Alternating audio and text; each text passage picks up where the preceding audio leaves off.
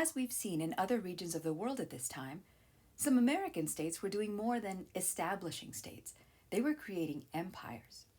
In Mesoamerica, modern-day Mexico and Central America, and in South America, the Maya, Meshika, and Inca people developed the largest and most centralized states that the Americas had seen up to this point in time. Pre-Columbian Mesoamerica, that is, Mesoamerica before the arrival of Columbus in 1492, had witnessed a variety of large states since about 3000 BCE. The Maya, who established city-states in Mexico's Yucatan Peninsula and in what is now Guatemala, Honduras, El Salvador, and Belize, were unique in choosing to develop their states in the jungle rather than in the Valley of Mexico or in the Mexican highlands. Like other American peoples, the Maya did practice agriculture, but the soil of the jungle didn't support extensive agricultural production. So, the Maya did what other states have done. They established extensive trade relationships to help feed their people. The Maya, whom historians estimate have been a distinct cultural group since around 700 BCE, developed city-states. This is a type of independent state made up of a city and the territory around it, controlled by the city. These city-states reached the height of their power between 600 and 900 CE. Up to 40 city-states flourished during this time. Historians estimate that the Mayan population was probably between 2 and 3 million people. Each city-state had a population itself between 5 and 50,000 people, and each was ruled by their own divine monarch, a king whom the Maya believed was related to the gods.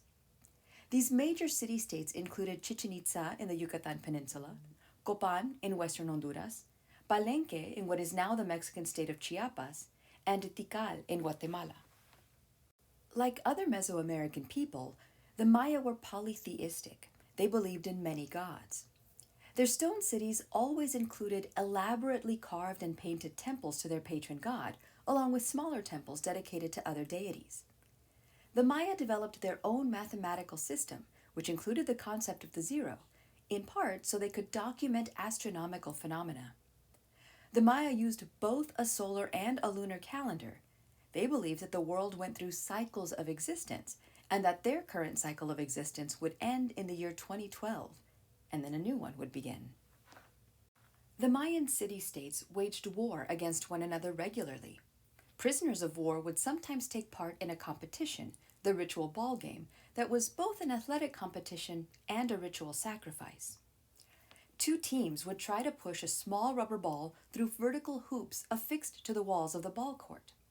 Players could not use their hands, but instead used their elbows, knees, or hips to propel the ball between players and through the hoops. If the ball touched the ground, then the opposing team would win possession of it. At times, these prisoners of war were sacrificed to the gods when the game ended, as a way to thank the gods for their military victory. One of the reasons historians know such detail about the Maya is because the Maya developed a written language, and their history and religious traditions is recorded both on stone structures and in texts called codices. Thanks to these texts and to artifacts, historians also understand how interconnected the Mayan world was. Not only did merchants travel to and trade between the Maya city-states, but Mayan merchants also traveled across Central America and into South America, and even traveled north, perhaps as far away as New Mexico. Certainly, turquoise from the New Mexican area has been found in Chichen Itza. Trade brought great wealth to some of these city-states, since the most powerful controlled access to trade routes through which everything from gold, salt, cotton, obsidian, and agricultural products were traded. Beginning around 900 CE, some of the great Mayan city-states were abandoned. While it does seem that warfare may have exacerbated the problem, for most city-states it seems as though drought or unexpected famine caused depopulation. While the Maya people still exist today, their city-states had largely disappeared by the end of the 15th century. Even as the Maya city-states were declining, a new state was forming in the Valley of Mexico. The Meshika, pronounced Meshika in their native Nahuatl language and Mexica in Spanish, are sometimes referred to as the Aztecs. The Meshika were initially immigrants from northern Mexico who pushed south, eventually establishing villages along the shores of Lake Texcoco. Then, beginning around 1325, the Mexica began construction on the two twin capitals, Tenochtitlan and Tlatelolco. By 1500 CE, the combined population of these capitals would be 500,000 people. Tenochtitlan, the main capital, was built in the middle of Lake Texcoco, and it was connected to shore by four major causeways. You can see this in the map at the top left. The causeways included bridges that could be lifted to allow barges and canoes to sail underneath them. The lake itself was used for agriculture. The Mexica adapted an earlier Mesoamerican invention, the chinampa, or floating garden. Using wattle, interlaced sticks, on which mud and other sediment were piled, the Mexica were able to establish these floating fields on which they could grow Three Sisters crops and other plants. Cypress trees were planted on the corners of the chinampas, and the chinampas were then tied to the trees to keep them in place.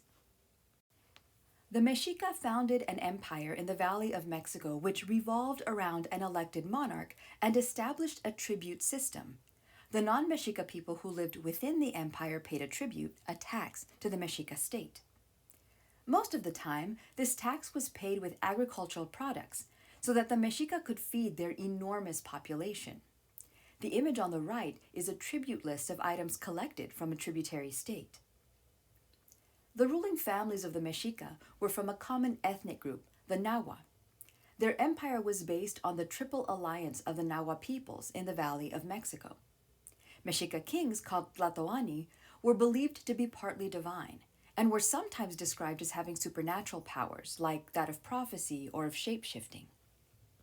Like the Maya and other Mesoamerican people before them, the Mexica were polytheistic and, also like the Maya, they practiced human sacrifice. The Mexica and the Maya shared many gods in common, since their religious tradition had developed over millennia of Mesoamerican history. The Mexica were particularly loyal to the god Huitzilopochtli. Nicknamed the Southern Hummingbird, Huitzilopochtli was the god of war, but was also associated with the sun. The Mexica believed that Huitzilopochtli demanded a steady diet of human hearts in order to maintain the force of the sun. And so, the Mexica sacrificed people, often prisoners of war, but also criminals or individuals offered up as part of the tribute payment to the government. This was the way that they guaranteed a good harvest. Like the Maya, the Mexica took advantage of their position in the Valley of Mexico to control trade across Mesoamerica. Importantly, the Mexica could coordinate trade routes coming from the North American states of Mesa Verde and Cahokia, as well as those coming from South American states like the Inca. The connections fostered by trade were considered so important that the Mexica had an entire group of merchants known as the Posteca, who were both traders and spies. They were trained to gather military and political intelligence to report back to the Mexica government. Our knowledge of the Mexica comes in part from their own records. Like the Maya, the Mexica developed a written language which they used to record their history, literature, science, and technology. Of course, the Mexica also interacted with Europeans after 1492, and even as the Spanish were busy conquering and subduing the Mexica and other Mesoamerican peoples, they documented the Mexica language, Nahuatl, using the Spanish alphabet. And the Spanish also wrote down their own impressions and interpretations of Mexica history and culture, so we have multiple perspectives of the Mexica Empire.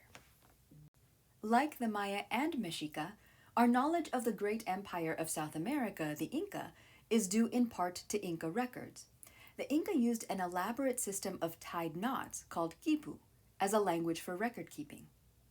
It is also due to the documentation that the Spanish recorded as they invaded and conquered the western coast of South America. As the Spanish did with the Nahuatl language, they also recorded the Inca language, Quechua, using the Spanish alphabet. The Inca first emerged as a distinct people around 1200 CE. By 1520, they'd established an empire in the Andean mountain region that included 6 million people. The Inca remodeled an old settlement to create a city-state, Cusco, in the 13th century. Then, somewhat like the Aztecs who established an empire based on a tribute system, the Inca conquered the peoples who lived around them and annexed those lands into the Inca Empire, requiring those people to pay a tax. Cusco thus became the capital city of this new empire.